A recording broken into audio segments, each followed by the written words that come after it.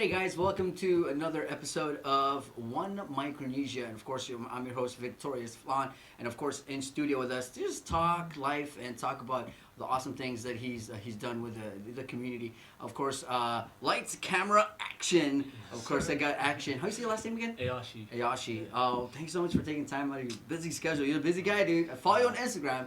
You're always busy, especially when it comes to the FAS community and stuff, the things you do to give back to them. So thank you so much for coming out, man. No, I appreciate you guys. Thank you for this opportunity. We're gonna do a lot in this podcast. Of course, first things first, we're gonna get to know you, get to know what you do. For people out there who really seen you maybe, but always ask the question like, well, what does he do, stuff like that. So we're gonna do that first, and then get into more of the little issues that we face here and there, and just pretty much talk about how we could go about resolving these things and stuff like that. So it's gonna be like that throughout the whole podcast. Okay. So hope you're ready. We're live on Facebook right now. I'm gonna stay true to what I believe. So Awesome. So first things first, tell us, man.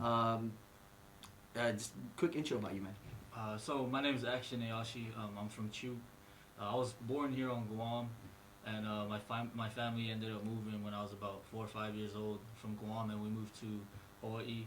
And after Hawaii, we moved to the States, and from there, just kind of finished off my schooling there, and started working, and then ended up making my way back to Guam, and here I am now. How old are you, bro? I'm 26. Whoa. Cool. You back to Guam. You do a lot too, especially in the sports side. Of course, I think the first time I met you was when you came in to do a sports interview with Double D. So, and then I had to look into it and started following you on Instagram. So, figure out that you were all about the sports and giving back to the community through sports. So that's awesome.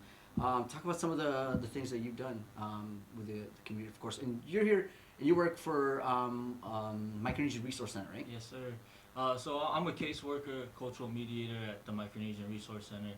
What we basically do is we assist families or friends that transition from their living back home, whether it's back at FSM, Palau, Marshall Islands, even if it's Saipan, anywhere in the islands, and transitioning to living here on Guam, and just kind of helping that transition a little easier for them, giving them an understanding of the differences back home, the yeses, the nos, and with that, on my side, I deal a lot with the youth. Definitely, how I came into this position was actually I was actually just being a volunteer at Guam Elite Basketball Gym with Will Stinnett and Dom Sablon, and I saw an ad on Facebook. Nice. There was an opening there. I thought about it, like I had to second guess, but like kind of hesitated if I should apply, because it definitely was something that I had passion for. I've always wanted to, since coming back to Guam, I've always had a thing about believing in the power of sports, and like you mentioned, using sports as a platform to teach life lessons and to implement the positive lifestyle to these young kids. And that caseworker position definitely had that. It fit everything that I was wanting to do, but the requirements it was tough. It was like the requirements of that position was just like, once it asked for that, that degree, I was like, ooh, okay. I finished high school, did my 2 years, but it asked for a higher degree, and I was just like, oh, you know what, I don't care, I'm going to do it anyways. So I ended up applying, and it came down to it. They called me in for an interview, and from there, the rest was history. Nice. I'm a big believer, and you can sound nice on a piece of paper, but if your actions don't show it, then it's just nothing at all. Ladies and gentlemen, that's why his name man. is Action, yo. Pretty much. Let's talk about some of the awesome things that you've done with the Micronesia Resource Center in the sports side of that. So ever since I started at the Micronesian Resource Center, I kind of always had a plan to want to really give back to the youth, especially from the FAS side. And I've always had this picture in my head that I believe in the power of sports, and that sports can definitely, you can relate to anybody from anywhere, and it definitely can make an impact in one's life, even if it's not 5, 10, 20 kids.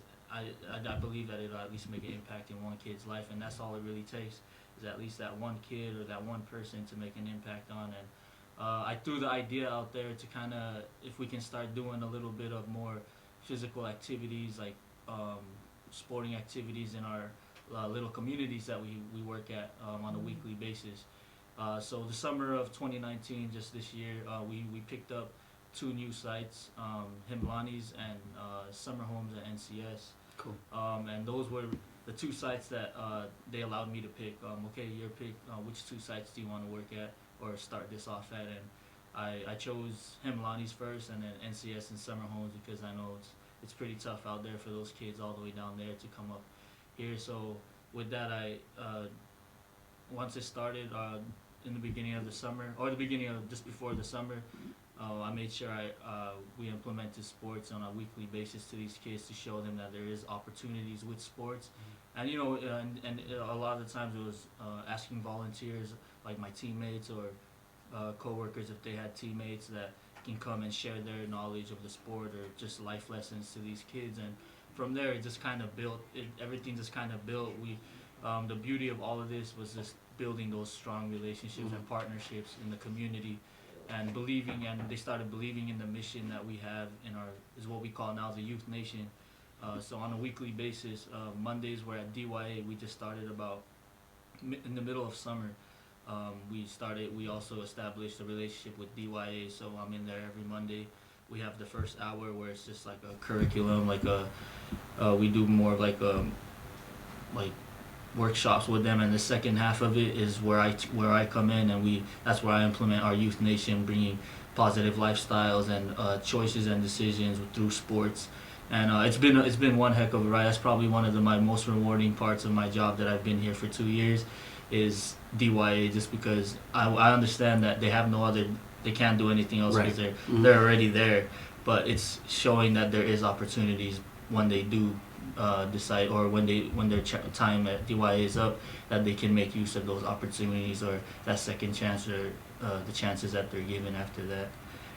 Dude, and I love it because before I met you, I've always been I graduated Sabre High School 2007, so I've been to Chuk. I lived on Chuk for 4 years, so I know how it is out there, and it's in Chuk. It's such a beautiful island. There's so many awesome, beautiful people in Chuk, and I got to shout out to all my friends, all the families that I met out there. Everybody took care of me out there.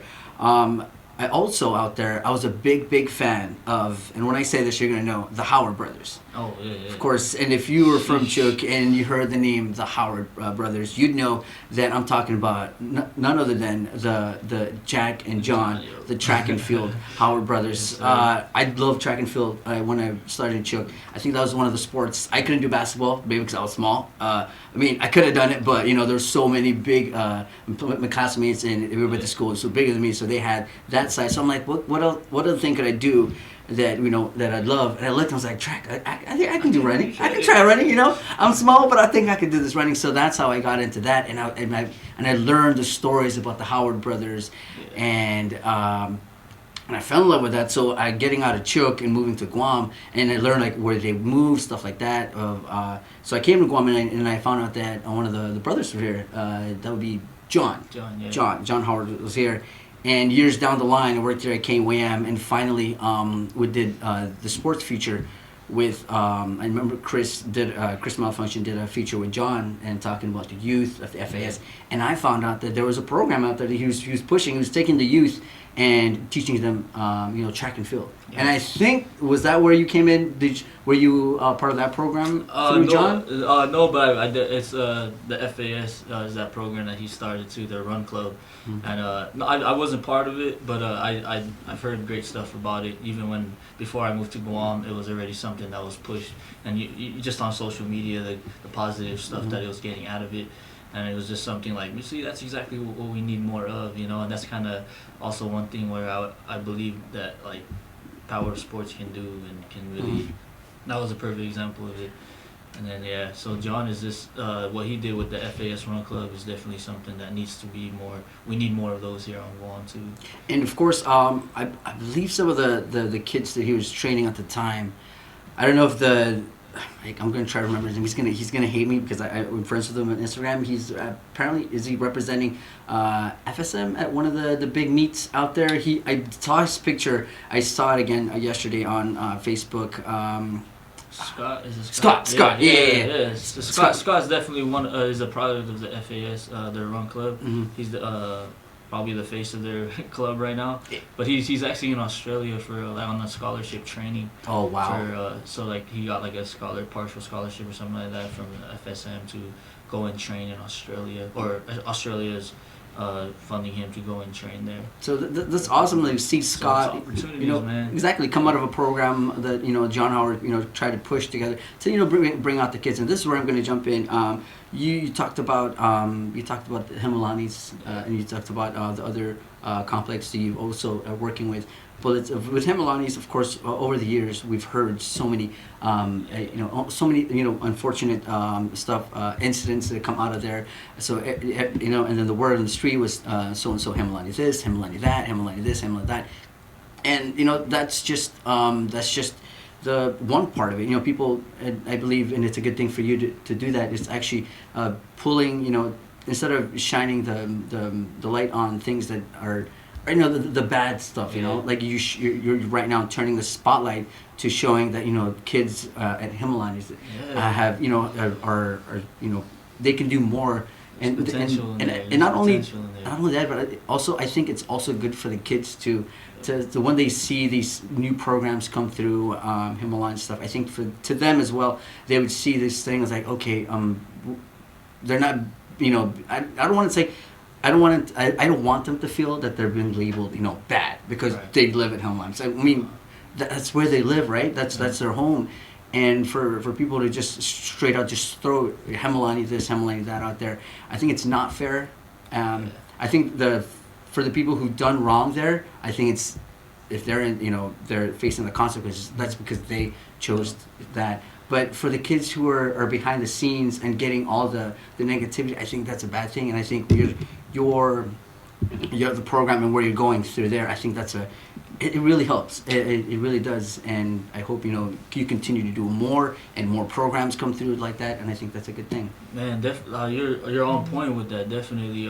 So one thing that I truly believe with it's not even just Himalani, it's just anywhere you go around the world, is just they're not shown the different opportunities, or shown raised around the right role models, or they're not given, like I said, the opportunities that are out there, or told about opportunities that are out there. And one thing about it is just being consistent, and that's one thing I believe in, is that I'm making sure that I'm there every Tuesday. I'm trying to make sure that there are times where they've told me I get to sit down, hang out with the kids there, the high schoolers, and that's what we chop it up, and I asked them about what happened to this. How come? Oh man, they were only here like maybe once a month, and they'll come back in like 2 months, and and that's one thing that I hated to see. Even if when I was a kid growing up in the States, is you'd see these programs come, and then you won't see them for like another couple weeks or months, and then you're just like, that fun can only last for so long, right? And then you just lose interest. Lose interest, and that's where even with us, they understand, but we got different sites every day, but we designated our Tuesdays every Tuesday every week to be there, and just to show that consistency and being able to kind of be that role model, or be that mentor that has been missing, or having volunteers come and volunteer with us, which has been something that's been truly grateful, is people reaching out to us and wanting to volunteer at Himalanis or summer homes in NCS, just wanting to give back their time and knowledge to these kids that maybe they weren't given growing up, or haven't been shown. And that's what really it is too, beyond the sports, is just showing that there is opportunities out there for them, and we can definitely, all of us can do better than where we're at right now. So that's one thing that I truly find rewarding out of this, especially with Himalanis. And a lot of the times it's not even the people of Himalanis, the residents there. It's more of the people coming outside into Himalanis that will try to cause trouble, and and of course there are those that actually live there, but most of the time it's hearing their stories and knowing that the trouble is coming from people outside of Himalanis, whether it's a relative's friend or a friend's relative that'll come and try to cause trouble. But they're just like everyone else. They're just there. That's their home. That's where they call home. They just after school come home, do their thing, and nothing else. But it's majority of the time being told, listening to them, is that's pretty much what it is, and just understanding that Himalanis isn't what people see, or that negative stigma they have. It's not what it is over there. So. And I got a shout out to all our Facebook people who are watching on Facebook. We got a dozen people watching on Facebook right now, and don't worry, people are. It's all just good vibes. Oh, Everybody's and I think it's a good time. It's one of those things where it's good to sit down and just do a quick talk about it. So you're doing sports with the kids, Himalanis, and the other complex, which is awesome. What are some of the issues that maybe, cause you just said you sit down, you chop it up with the kids. What are some of the issues that you hear that mention? Maybe not like the number one thing, like from those sites that I work at. A lot of the times it's they open up and it's their struggle of staying away from alcohol and just giving that up. Like it's so easy for them to have alcohol in their hand, and it's that underage drinking that it's not just an issue where our sites are at, but all over the island. And that's still something that I know everyone's trying to figure out a way, like how exactly do we fix this issue, you know what I mean? And for me right now, it's I'm trying to figure out a way, but the thing is I just got to keep doing what I'm doing. I know it can't reach all the kids, but I'm hoping it'll reach one kid, impact one kid.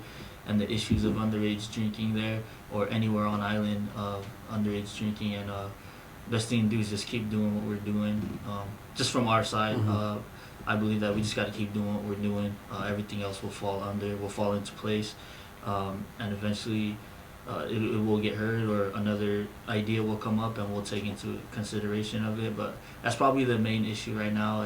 When the kids are high schoolers, we sit down, we just chop it up. Is they're so open and they're not lying about what it is. They're like, yeah, bro, it's just it's so easy for me to get beer. And do you think are they being pressured? Because underage drinking is one of the main things. Either you're being pressured into it, or you're addicted to it. I mean, I'm like, but what's their? What do you think they're? It's basically it's really the people they're hanging around with, and it is that pressure, like. They're that group of friends that they're hanging out with. They start drinking, and they're gonna start drinking. Right. They're like, oh, we have. But then hearing that, man, I don't want to do. I want to finish high school. Like hearing them like, man, I want to finish high school though, and they're really opening up like that. It's like, dude. Then at the end of the day, man, like how bad do you really want to finish high school, man? Like, do you want to finish high school and get that reward from it, or do you want to stick around your friends that are continuously pressuring you to drink and will eventually get you in trouble? It's really at the end of the day, it's up to you. I can sit here and talk to you, mentor you one-on-one, and just listen to you, and I'll give you advice. But at the end of the day, none of that's gonna matter, because it's gonna come down to you. It's that decision. So it's that decision, and that's where a lot of the time it's the issue of just having them believe in themselves. Like, what do you think is the right decision? You know what I mean?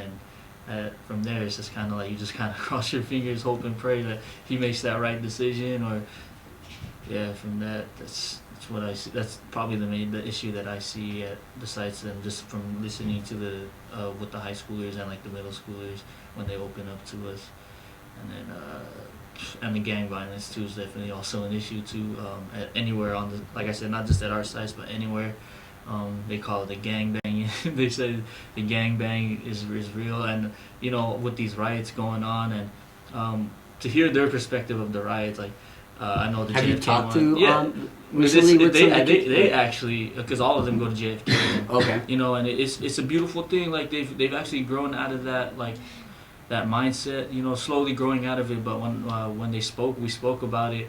They were actually like, man, yeah, it was stupid, man. We're all just trying to eat, and it was all those Himalanis boys that were just like, yeah, man, it was stupid because we're all just trying to eat, and they were being understandable about why would you guys do that, man? You guys ruined our lunch. They were more upset that their lunch got ruined. I mean, lunchtime is a very special time, especially in school. You need your lunch. You need it, and that's what they were. They were more upset that their lunch got cut, and everyone had to go back to class because of that. And rather than those idiots from those two whatever gangs that they were going at it, and they were like more upset that their food got dude, that was so stupid. And it shows that they're growing out of they're trying they're trying to stay away from negative. Yeah, okay. And it's a beautiful thing, man.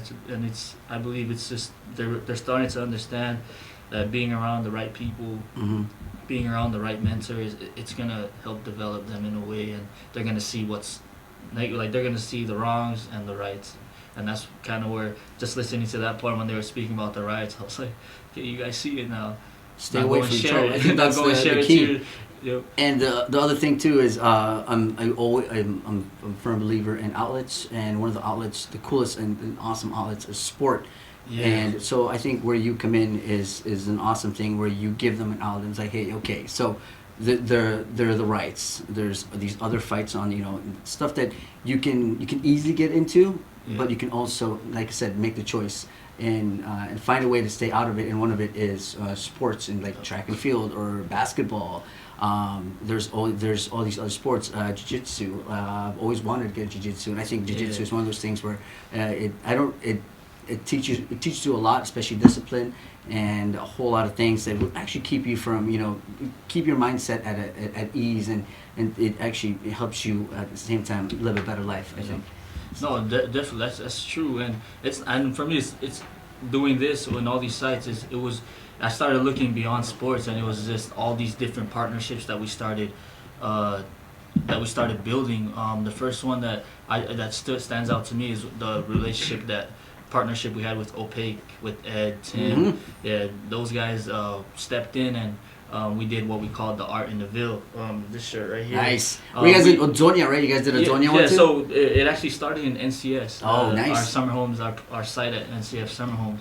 And then Ed and Tim were able to bring that unique, right here, that Art in the Ville. Shout out to the Opaque team. No, for when they wanted to reach out and share their outlet, like you mentioned, and their outlet was street art. Nice. And with the whole graffiti and just tagging, but doing it in a way where you profited from it, everyone else profited from it. It made a difference. It made an impact. And that's what those guys at Opaque were able to share at our sites at NCS, Jonia, Totu. And their work is all shown. I don't need to say anything else about them because their work has shown for itself. But it's those kind of partnerships that have definitely helped, I believe, mentor and show these kids that at our sites that, man, there's, if it's not sports, then shoot, maybe this might be something I'm into. Exactly. I mean? So there's art, there's music, and I think music is one of the things that we have so much. We have so many artists, and you can start naming them. You can shout outs to Micronation, KFC, one of the top ones, and I think KFC was. I'm not gonna say they're the first one because there's so many Micronesian artists out there, so many awesome ones. But I think KFC was one of the first ones that actually came and stepped into the platform, because this is when we started doing Facebook Live here at KUAM, and for the first ever Live Local Friday Facebook Live, KFC started it, and right now the video is still on, and oh my god, the numbers are just crazy. Yeah, and just over 1,000 shares. So you can look at the numbers and you can see that there can always be another way out, and it's not always, if somebody offers you something. We're talking about the youth now, because I think that's where we're talking to, and I think that's an awesome place to start. And then when you think of where do we start by fixing all these problems, I think where we start, we got to go back to the youth, because that's where we correct the problems. We can look at the political side and look at all the older, the adults, but I think if you want to start somewhere, you start with the youth, and I think that's where you guys started, with the sports, and then hopefully later on down the road we'll bring in the music side. Here at I-94 we support local music of any platform. So we got music, we're gonna get sports. You guys did art already. I hope we get other platforms that we can add to this outlet, and this will also be a benefit for the youth out there. That's the number one thing, is building those partnerships, and then those partnerships, and just connecting us with other people. Like even with Grace at Outrigger, she's a baker there, I believe, or pastry. There you go, culinary. Yeah, culinary. She's been one of our biggest partnerships too when it comes to the culinary side. Coming to our site, she would drive all the way down to Agat. She would drive all the way down to NCS, Totu, and show the kids. Culinary is also an outlet, and definitely with the music part, that's why I believe like it's so easy, but it's just like trying to schedule everybody to come in and try to show their talent. But you're definitely right on that. Like I said, we started somewhere. Now it's just now it's just moving forward and to continue. Like I said, consistency is key, and I hope we continue to do more and do awesome things, and that's what we're all about. So before we close out, anything you want to throw out there? Of course, you work at we work at Micronesia Resource Center. Yes, You guys are doing awesome things. Any cool events that you guys got coming up? Oh yeah, so actually later on at 3 o'clock, we're gonna have free haircuts for the elementary kids at Hemlani's. We partnered up with my guy RT, who's the owner of the Fresh Impressions with Joe Blas. Okay. And Kat Santos. They're gonna be bringing they're gonna be coming in with a bunch of their connections in the barber community, and they're gonna be giving out free haircuts to the kids of Hemlani's. And also we opened it up to anybody who's got time. Bring your kids over to Hemlani's. We'll give them a free cut. Give them a free cup of water.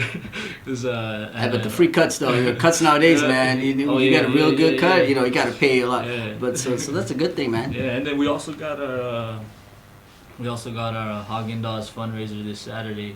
We're gonna be there from 11 to 6. $25 a ticket for all you can eat ice cream at Haagen-Dazs at the Micronesia Mall. But those are the two events that are happening today and on Saturday. Other than that, we'll be at our usual sites.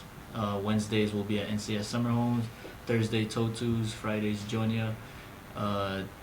Yeah, so the one today is something that's special to me because I feel like it's one of its. Well, it's gonna be a first of its kind. Nice. Okay. I mean, I've heard that there's been outreaches for like the homeless and their free haircuts, but I feel bringing this kind of movement to a community where people say, I guess they'll say that needs it, but more of just this one will be more just to show them that shoot, cosmetology is another way out of as another outlet to get yourself off the streets or into something that can get you in the long run. Okay. All right. So Action. Before I close, one thing. If you were to tell somebody who's moving in from not necessarily Chuk, but from Yap, Kashrai, Pohnpei, the Marshalls, Palau, fresh off the boat to Guam. And I think that's one of the key issues that everybody, and if you read the comments, and I've read millions of comments, one of the things that people say is, why aren't they told back home what to expect on Guam, or when they move to other places, Hawaii, Arkansas, states, California, whatever they move to, fresh off the boat? What will you tell them? What would be a good, inspiring, and at the same time, something to tell them, right when they fresh off the boat, they're like, hey, welcome to so and so. This is what to expect, stuff like that. If we're talking with the youth, with the youth, one thing I definitely always try to give them advice on, or just let them know, is be respectful. That's definitely one thing. It's just probably something in common sense. It's an Islander thing. Just be respectful and don't be afraid to be different, because at the end of the day, nobody's gonna be you better than yourself. And it's when you're respectful, all those other things will just fall into place. Some people are gonna probably judge you or try to hate on you, but once you stay true to yourself, being different from the crowd or being different from the negative, everyone wants to be negative, but you want to be positive. Everything else will just fall into place when you just be respectful and be different. Choose to be different. Yeah. All right. Man, Action, thank you so much for stopping by, man. Thank you guys another for having episode. Me, it was Thank nice. for having me. You keep doing you, bro. Yeah, And no, hit us definitely. up. If you get any events, stuff like that. We'll always love to be there. We'll talk more about the sports, music, maybe coming up in a little bit. We'll try to hook it up. We got Live Vocal Friday, man. We got all reach the out to us. platforms. All the artists, reach out to us, man. We'd love to bring music to our community, our sites, man. All right. Well, there you go, Action. Thank you so much. No, appreciate it, bro. Get yourself up. Thank you. All right, so there you have it, man. Another episode wrapping it up at One Micronesia. Of course, I'm your host, Victorious. You guys continue to have a great one. I just want to say, Kiriso Tapud, Kamagad, and Sudu Usmasi for watching. Peace out.